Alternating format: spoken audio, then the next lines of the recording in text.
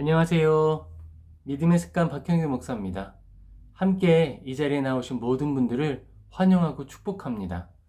우리가 함께 모여서 하나님의 말씀을 보고 또 하나님 안에서 같이 믿음의 여정을 걸어간다는 게 얼마나 큰 기쁨인지 모릅니다.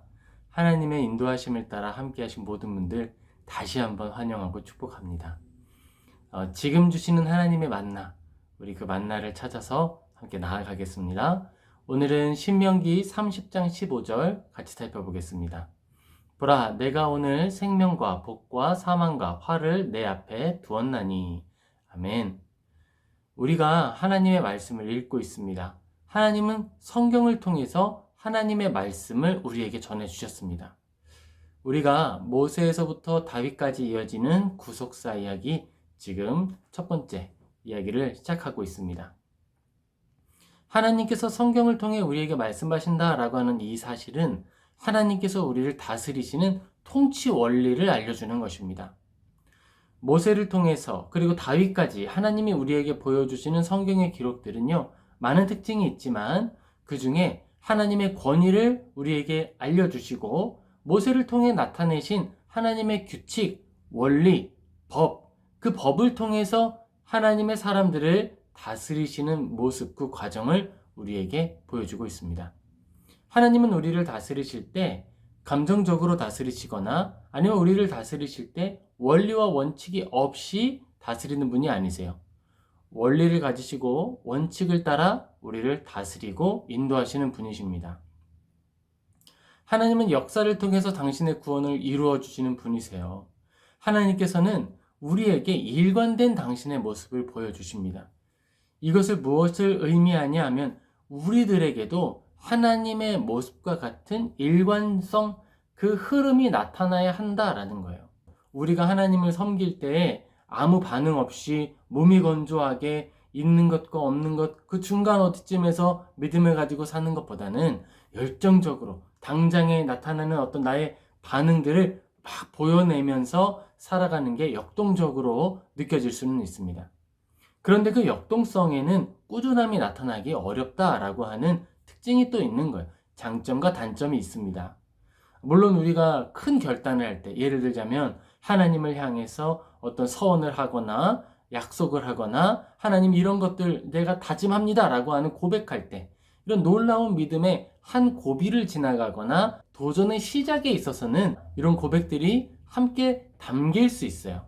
그러나 그 감정적으로 고백한 내용이 지성의 뒷받침을 받지 못한다면, 우리가 가지고 있는 열정과 꾸준함으로 그 꿈을 뒷받침하지 못한다면 결국 허무한 외침에 지나지 않게 될 것입니다. 우리가 믿음으로 고백하는 것은 성실함과 인내로 이루어져야 하는 것이에요. 하나님도 우리에게 그렇게 행하셨습니다. 하나님이 우리를 구원하시겠다라고 말씀하셨을 때 그 약속에 대해서 하나님은 성실히 행하셨고 꾸준히 행하셨어요. 구속사를 이루고 있는 수많은 계획들과 많은 역사들, 하나님이 구속사를 이루시기 위해서 구별하셨던 많은 사람들과 사건들이 이 주장을 뒷받침해 주는 거예요. 하나님께서 당신의 열심으로 계획하신 일을 반드시 이루시는구나. 우리를 향하신 하나님의 구원 계획이 실패하지 않는 것을 우리가 확신합니다. 어떻게 확신하느냐? 지금까지 이루셨던 하나님의 모든 약속들과 그 성취들이 우리에게 믿음의 내용이 되어주기 때문이에요. 이 많은 일들을 통해서 구원을 이루신 분께서 이 작은 자, 우리들을 놓치시겠느냐 이거죠. 그래서 우리는 말합니다. 내가 먼저 믿은 것이 아니라 하나님이 먼저 우리를 사랑하셨다. 그래서 하나님의 그 사랑이 나를 인도하셔서 성숙의 길로 나아가게 하신다라는 거예요. 하나님은 모든 피조물 중에 사람을 특별하게 하셨습니다. 사람에게는 어떤 특별함이 있냐 하면 형상으로서의 특별함이 먼저 있습니다. 사람이 하나님의 형상을 가지고 있기 때문에 사탄을 섬기는 것이나 우상을 섬기는 것이 심각한 죄가 되는 겁니다. 왜냐하면 하나님의 형상이 모독을 당하는 거거든요. 누구로 인해서? 우리로 인해서. 하나님은 우리에게 은혜로 당신의 형상을 주셨는데 우리가 그것을 악하게 사용하여서 하나님의 영광을 가리게 되기 때문에 우상 숭배가 큰 죄로 취급이 되는 것입니다. 이것과 똑같이, 이것과 같은 무게로 취급되는 것이 이웃을 사랑하지 않는 것이죠. 이웃의 명예를 훼손하는 것이나 이웃에 대해서 악하게 말하는 것이 하나님의 명예를, 하나님의 영광을 가리는 죄에 해당할 수 있습니다. 그러므로 우리는 이웃을 사랑하고 하나님을 사랑하는 것이죠. 하나님께서는 특별하게 사람을 지으셨고 또 그 특별함 속에 형상을 주셨고 그와 함께 지성을 주셨어요. 지혜를 주셨습니다. 생각할 수 있게 하셨어요. 그래서 하나님은 일반적인 무생물의 세계, 보이지 않는 세계, 이런 것들을 다스리는 원리, 그러니까 수학적인 체계들이나 중력들이나 이런 것들을 지키시고 지탱하시는 원리와 다르게 지성을 가진 피조물에게는 특별한 하나님의 통치를 보여주십니다. 그것이 가르치시는 것이고 가르침을 토대로 다스려 주시는 거예요. 예를 들자면 모세를 통해서 가르치시고 법을 따라 모세의 모든 사람들을 다스리셨던 것과 마찬가지입니다. 모세가 법을 만들었죠. 그런데 모세도 또한 하나님의 말씀 그 법에 따라서 약속의 땅에 들어가지 못하는 그 일을 경험하게 되었습니다. 하나님의 지어주신 그 원리 안에서 모든 통치가 이루어지고 있다라는 거예요. 하나님께서는 지성을 가진 피조물들에게는 가르치시고 가르치신 내용을 적용하시는 방식으로 통치해 주신다라는 거예요. 이것은 하나님께서 우리에게 당신의 법을 주시는 것을 의미합니다. 그리고 이 법은 십계명의 형태로 특별히 우리에게 주어졌어요. 하나님께서 우리를 인도하실 때에 무작위로 인도하시지 않습니다. 마찬가지로 하나님께서 우리에게 삶을 살아가라 말씀하시고 명령하실 때에 당신의 법과 분리된 형태의 명령을 따로 주지 않으세요. 언제나 하나님의 명령은 큰 법, 하나님의 큰 원리에 일치하는 방향으로 같은 내용으로 우리에게 전달되는 것입니다. 그러니까 하나님이 나에게 뜻을 주셨어, 하나님이 나에게 말씀하셨어 라고 주장하면서 십계명에 있는 내용을 위반하거나 벗어나는 것을 주장한다 그러면 그건 이미 하나님께로부터 온 말씀이 아니다 라고 하는 사실을 스스로 증언하고 있는 거예요. 하나님 앞에서 우리가 살아갈 때 하나님을 경외하는 것이 우리의 본분입니다. 그런데 하나님과 친밀하다고 하나님께 막 말할 수 있을까요? 절대 없는 것입니다. 왜냐? 그것은 하나님께서 우리에게 보여주시고 알려주신 권위의 명령과 일치하지 않기 때문에 그런 거예요. 성경에는 또한 여러 가지 법들이 나타나 있습니다. 이 땅을 살아갈 때 어떻게 살아가야 하는가라고 하는 법도 있고요. 또 복받는 비결도 성경에 기록이 되어 있어요. 근데 중요한 사실은요. 복만 받으려고 그 법을 찾아가는 사람들에게는 그 법이 적용되지 않는다는 거예요. 왜냐하면 하나님을 사랑하는 것이 복을 받는 법이 적용되고 시작하는 기초가 되기 때문입니다. 하나님을 사랑하지 않는데 복만 받기 원한다. 이거는 애초에 이 두 번째 법이 첫 번째 법을 기초한 상태에서만 이루어질 수 있기 때문에 성취될 수가 없는 거예요. 하나님께서 우리를 다스리실 때 말씀하시고 법을 주시고 그 법을 따라 통치하신다라고 말씀드렸습니다. 하나님께서 우리에게 알려주신 하나님의 말씀은 우리 안에서 양심을 형성합니다. 신앙 양심을 형성하게 됩니다. 그리고 이 신앙 양심은 우리가 가지고 있는 죄의 본성과 충돌하는 거예요. 죄의 본성과 충돌하는 하나님의 말씀이 우리에게 있기 때문에 그리스도인은 성화될 수 있습니다. 예수님을 닮아갈 수 있습니다. 하나님은 선한 것을 기뻐하시고 악한 것을 미워하십니다. 하나님께서 선한 것이 무엇이냐라고 하는 그 규례들과 내용을 전해주셨어요. 우리의 몸은요, 선과 악을 분별할 수 있습니다. 그런데 온도계처럼 지금이 몇 도지? 19도구나, 17도구나, 이런 식으로 온도나 도덕을 판별하는 게 아닙니다. 우리의 몸이 이 도덕성을 판별하는 능력은요, 온도를 느끼는 것과 유사한 거예요. 우리의 몸은 온도를 분명히 느낄 수 있죠. 뜨거운 것과 차가운 것을 느낄 수 있습니다. 그리고 틀리지 않아요. 보통의 모든 사람들이 공유하는 지식이고 이해예요. 감각이에요. 바로 그것이 우리에게 주신 양심입니다. 그런데 어떤 사람들은 뜨거운 걸 더 잘 견딜 수 있고 어떤 사람들은 추운 걸 더 잘 견디는 사람들이 있습니다. 이런 개인적인 차이가 있기 때문에 사람에게 가장 좋은 적정 온도 또는 지금 온도를 우리가 똑같은 말로 표현하기가 어려울 수 있는 거예요. 어떤 의미에서는 같은 어휘를 사용하더라도 실제로는 조금 다른 온도를 의미하는 경우도 있을 수 있습니다. 정의와 공의, 그리고 우리가 가지고 있는 선한 양심도 이와 같습니다.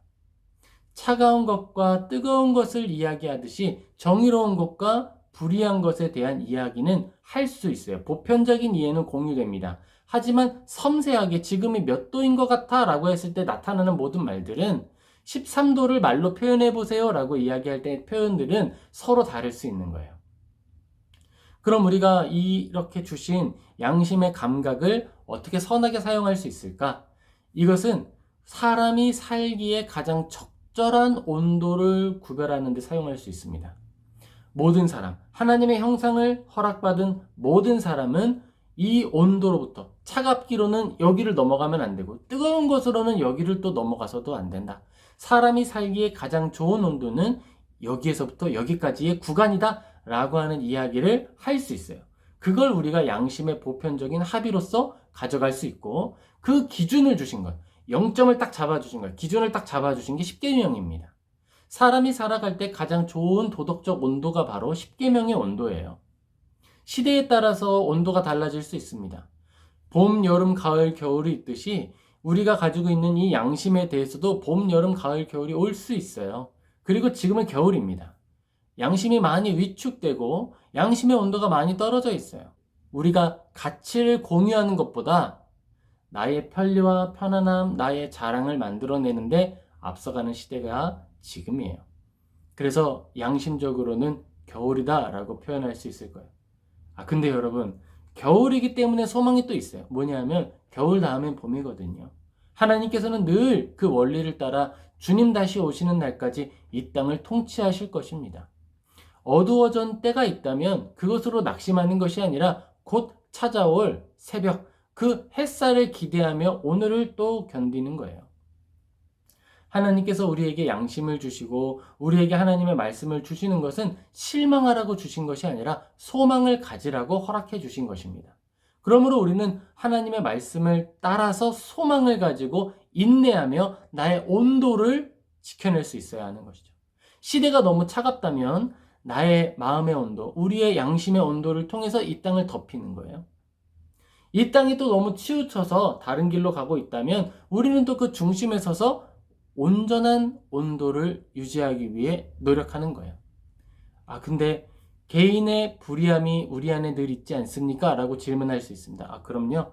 우리에게 개인의 불의함이 늘 있을 수 있어요. 하지만 개인의 불의함은 이 전체 온도에 크게 관여하지 않습니다. 이 무슨 말이냐면 우리가 가지고 있는 부도덕함이 10%, 20%, 30%, 40% 인생 전체에서 비율이 있을 거잖아요. 그런데 그 모든 것들 때문에 전체를 폐기해서는 안 된다라는 거예요. 제가 믿음을 가지고 살아가는 모든 분들께 권하고 싶은 것은 신앙의 탄성이라는 게 있다는 거예요. 항상 죄를 짓기만 하는 것이 아닙니다. 우리가 솔로몬이 죄 지었다라고 이야기하죠. 그런데 솔로몬의 회개함을 기록하는 성경도 있어요. 다윗을 이야기할 때 다윗의 간음만 이야기하면서 다윗의 시편을 다 폐기하지 않습니다. 취하죠. 그처럼 우리가 가지고 있는 죄의 얼룩들이나 죄의 문제로 인해서 우리가 그 삶을 위축되게 살아서는 안 된다라는 거예요. 도덕적인 온도를 이야기할 때 지금은 춥습니다. 지금은 덥습니다. 라고 이야기하는 걸 포기해서는 안 되는 거예요. 누군가가 이야기할 수 있겠죠? 실수가 있지 않습니까? 문제가 있지 않습니까? 네, 그때는요 우리에게 주신 도구가 있잖아요. 회개함이에요. 그때 막 죄를 덮기 위해서 다른 말 하지 마시고요. 십자가 앞에 나아가서 회개하는 겁니다. 그리고 살아가는 거예요. 온도를 높이고 하나님의 온도에 적절한 시대가 될 수 있도록 애쓰고 땀 흘려 살아내는 거예요. 그럼 그 모든 삶이 지나갔을 때 우리가 십자가 앞에서 하나님 앞에서 칭찬 들을 것을 또 칭찬 듣고 또 하나님 앞에 꾸중 들을 것은 또 꾸중 들으면서 적절하게 모든 것이 온전하게 될 거예요. 짊어지고 그것이 나에게 합당한 하나님의 일하심이다 인정하고 걸어가면 됩니다. 다윗이 그렇게 했습니다. 다윗을 비방하는 사람들이 있었어요. 아들한테 쫓겨나서 도망가는 것도 서러운데 비난하는 사람이 있었습니다. 그때 가만히 두었어요. 하나님이 적절하게 드러내시고 심판하실 때까지 내버려 두었습니다. 우리가 믿음의 삶을 살아가고 있습니다. 살아가다 보면 여러 가지 어려움이 있을 수 있겠죠. 근데 이걸 기억했으면 좋겠어요. 하나님은 원리와 원칙을 따라 우리를 다스리는 분이시다라는 것. 그리고 하나님께서 우리에게 양심을 주셔서 그 온도를 적절하게, 시대의 온도를 적절하게 만드는 자들로 부르셨다는 거예요. 우리에게 모자람이 늘 있죠.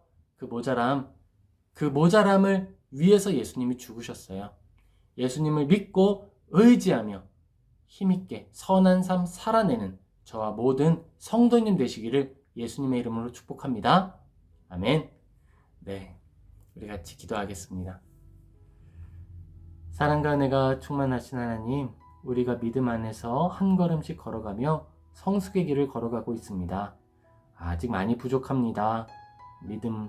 그리고 믿음을 가르치는 것, 또 믿음을 가르친 대로 살아내는 것, 모든 실력이 많이 부족합니다.